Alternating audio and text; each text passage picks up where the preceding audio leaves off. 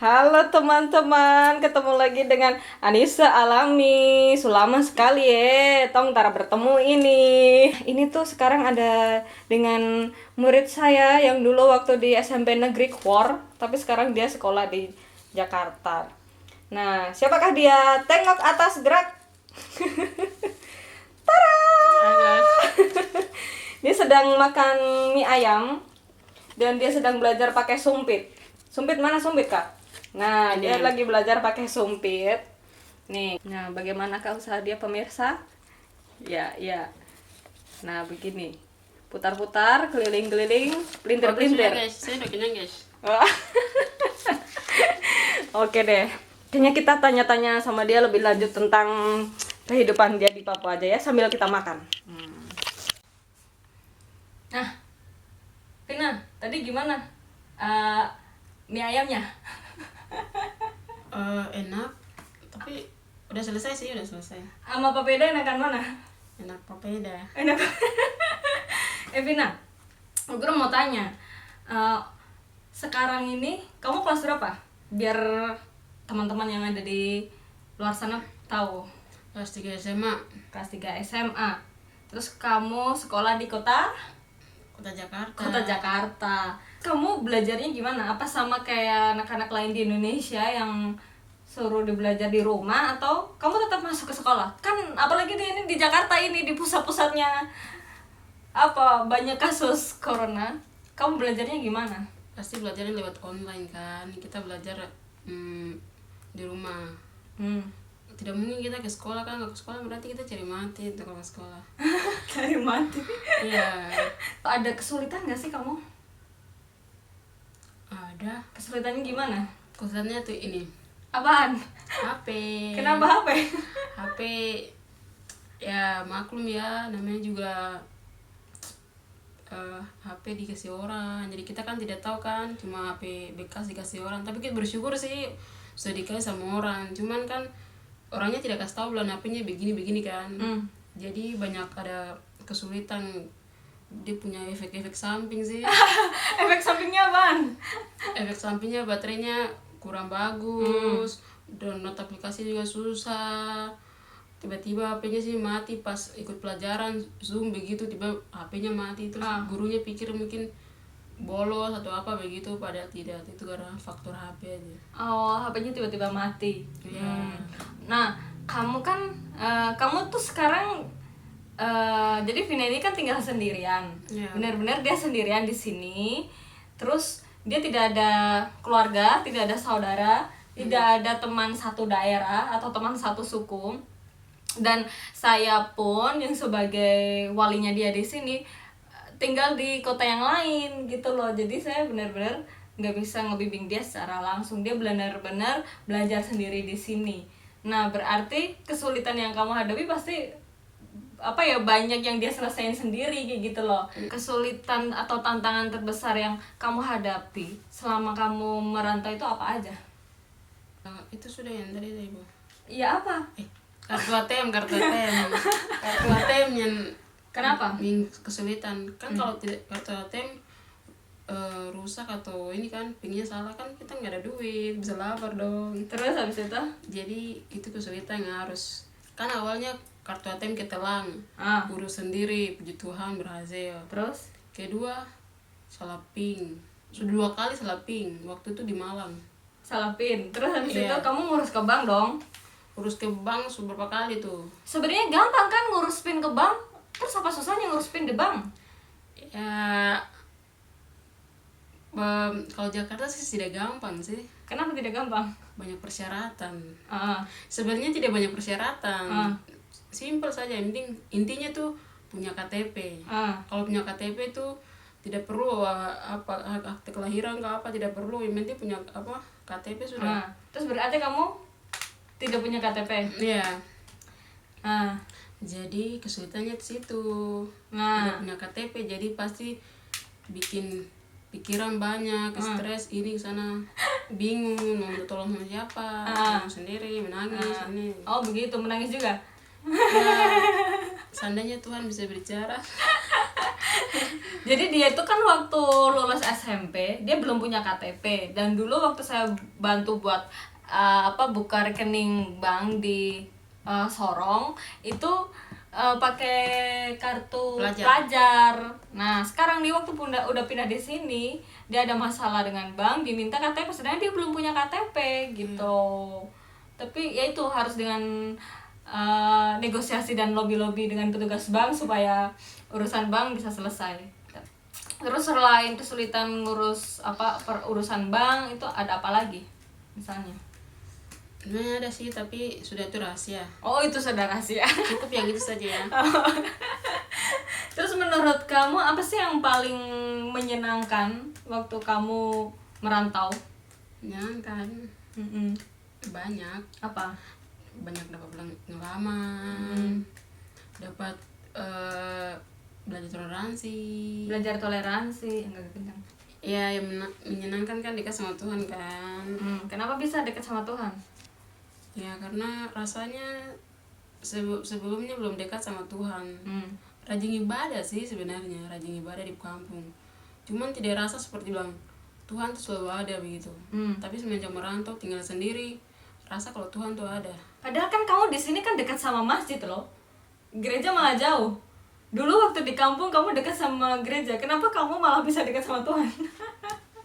Ya mungkin posisinya lagi sendiri kali ya. Lagi sendiri itu tidak ada orang, tidak ada orang tua yang dekat. Jadi satu-satunya adalah Tuhan. Rasanya tuh sudah dekat begitu dengan Tuhan. Gimana cara kamu bisa dekat dengan Tuhan sih biasanya? Lewat doa, curhat begitu. Curhat dengan Tuhan, berarti kamu punya banyak masalah nih, curhat dengan Tuhan. Ya masalah mau itu masalah atau bahagia atau apa kan kita harus curhat sama Tuhan. Masa kita cuma datang pas masalah baru kita lari ke Tuhan, kan nggak baik.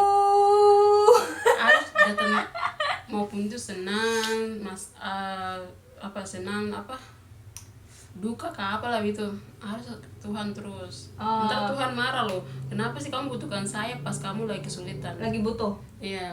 Tuhan marah loh kayak gitu. Jadi selalu harus ada Tuhan. Kok kamu sekarang tambah bijak begitu? Ya kan banyak pengalaman kan, banyak pelajaran juga. Kan kita kan sekarang makin dewasa kan, bukan turun ke bawah makin gada. Kan gak lama lagi jadi mahasiswa, jadi pas nggak lama lagi mau jadi mahasiswa kayak. Oh betul juga, betul. Jadi dalam keadaan apapun, dalam sedih maupun senang, kita tuh curhat sama Tuhan gitu. Iya, harus Tuhan selalu harus. Sebelum kita kayak sama kita manusia, harus Tuhan dulu yang tahu. Betul. Karena kan kita manusia, macam kita curhat nih, terus kita hanya kasih solusi. Kalau Tuhan kita curhat, terus Tuhan bakal kasih solusi dan jalan keluarnya untuk kita mengatasi semua itu. Oh, jadi begitu. Jadi begitu guys. Itulah kata-kata bijak dari Octavina. Jangan pikir Mario Teguh yang cuma tahu berikan motivasi. Saya juga bisa. Oh iya, golden ways. Kamu bisa tahu banget sih kamu. Yeah. Bukannya orang itu kalau menyenangkan, dapat prestasi, dapat ranking di kelas, juara lomba apa, atau terkenal misalnya gitu. Tapi kenapa kesulitan hidup atau ujian hidup selama merantau itu menurut kamu adalah suatu hal yang menyenangkan? Kenapa bisa begitu? Karena kalau kita tidak merasakan itu, kita tidak menghargai waktu, perjuangan, proses. Kita anggap itu semua tuh hanya biasa saja, biasa saya hidup biasa pas-pas, saya hidup, saya kan ada uang, saya ada ini. Kalau kita menikmati apa yang Tuhan kasih ya, macam cobaan atau apa gitu kan, kita menikmati, kita bersyukur Tuhan, terima kasih sudah kasih cobaan, kasih ini sama saya, agar saya lebih dewasa lagi, lebih bijak lagi untuk lebih lebih bijak untuk menuju saya punya masa depan begitu. Jadi kita menghargai semua itu, kita nggak main-main dengan perjuangan kita. Jadi lebih bisa menghargai sebuah proses. Iya. Dan proses itu tuh ada senangnya juga, ada enggaknya. Jadi kamu tuh menganggap sebuah proses itu adalah suatu hal yang menyenangkan. Iya. Up and down-nya itu. Buat apa sih kita merasa proses itu, yang pokoknya proses yang buat kita kesulitan gitu ya. kenapa sih kita merasa itu berat buat kita? Kenapa kita merasa itu beban? Nggak usah merasakan itu. Kan kata Tuhan, kalau kita yang berbeban berat atau apa begitu kan, kita pergi ke Tuhan kan, kita sama Tuhan, pasti Tuhan akan kasih jalan keluar atau kasih kelegaan buat kita begitu. Untuk kita tidak terlalu rasa terbebani dengan masalah kita. Jadi kayak pesannya buat anak-anak yang mau merantau, Jadi meskipun bakalan susah, adik-adik maupun kakak yang merantau, tidak usah dengar apa yang kata-kata orang bilang, kata-kata tetangga atau siapalah itu bilang, ih merantau ntar kita lapar, ntar kita kehabisan uang, ntar kita tidak bisa ini itu. Tidak usah dengar. Kalau kalian punya tekad atau tujuan untuk merantau, kalian harus sungguh-sungguh, tidak usah dengar omongan orang lain, harus sungguh-sungguh untuk mencapai kamu punya apa impian itu. Karena kesempatan itu adalah satu kali. Kalau kalian tidak mempergunakan kesempatan itu, kalian akan menyesal sendiri.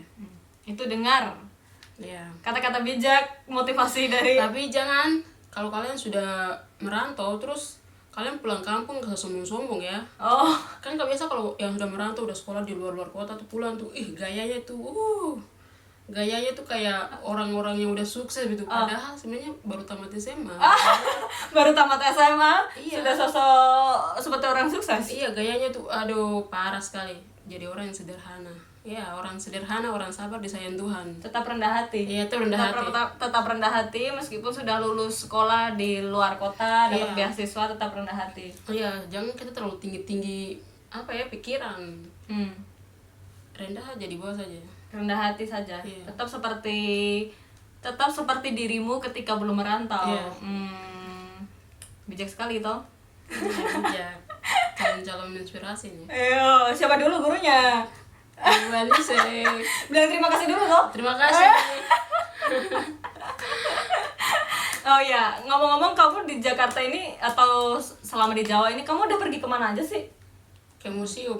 Ke jalan kemana aja? Jalan-jalan di mana aja? Kalau jalan-jalan sih banyak ya. Kemana? Cuman saya lupa. Kota Jakarta besar jadi saya lupa. Tapi kalau yang sering sih ke gereja sih. Oh, yang sering ke gereja. Ke gereja sama sekolah Oh, itu yang paling sering. Tempat wisata maksudnya. Oh, tempat wisata. Ancol. Itu di pantai ya. Jangan kalian pergi Ancol tuh di mana begitu.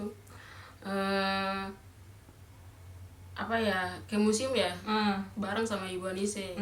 Ibu kan termasuk guru sejarah sedikit sih. Sedikit sejarah sih. Oh ya kak. Padahal sebenarnya guru apa ini? Tapi waktu kan ibu ada belajar sejarah manusia apa begitu. Terus ya kita ke museum. Ancol. Sebenarnya banyak tempat sih, itu masa lupa. Kalau di luar Jakarta udah pernah kemana aja? Ke Bandung, Jogja, Dieng, Bogor. Banyak. Iya. Malang. Iya, Malang waktu itu. Banyak ya. Iya.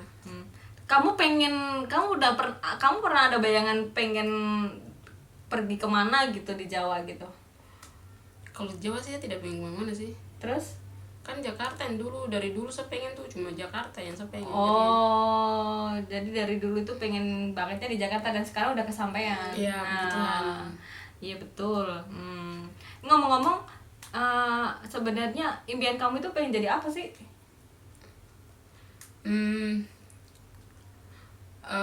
Guru aja deh. Ini gimana? Kenapa deh? Kayak terpaksa ya. Yo, kayak terpaksa. Apa? Jadi guru. Guru apa? Guru apa ya? Guru bahasa Inggris, tapi ntar bikin stres sendiri lagi. Ntar siswa pintar terus gurunya, aduh, bisa siswa dia ngajar guru kapan nanti? Emangnya pelajaran yang paling susah menurut kamu apa ini? Menurut saya itu sudah dua itu. Apa? Matematika sama bahasa Inggris. Oh, matematika sama bahasa Inggris. Iya. Kenapa matematika menurut kamu susah? Soalnya kan dari SD sama SMP kan kita nggak 100% belajar matematika. Apa ya, semua kamunya belajar yang fokus tidak kan dulu kan kita pasti pikiran untuk main ini itu, jadi kita tidak fokus untuk ini. Dan keterbatasan guru juga jadi bikin kita kesulitan di situ. Kalau bahasa Inggris menurut kamu susah karena apa? Kalau baca tuh lidah sakit. Bacot terlidah macam terlipat-lipat. Iya benar, dia sakit. Macam kita dipaksa begitu. Kalau kamu pelajaran yang paling kamu suka apa?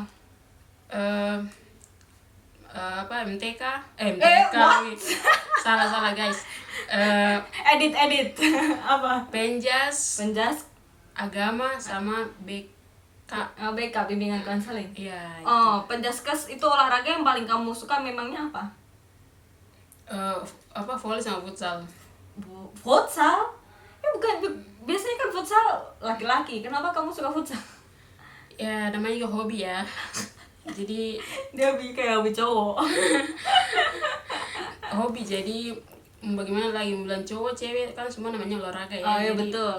bisa saja. Nah betul. Jadi tidak Selalunya. dibatasi oleh jenis kelamin. Iya, tidak kan olahraga jadi wajib. Betul.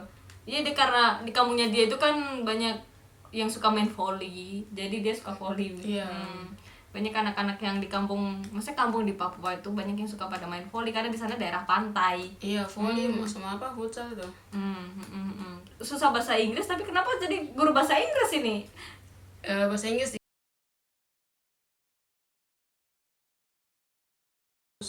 Kalau dari Jakarta ke Papua berarti mati di tengah jalan.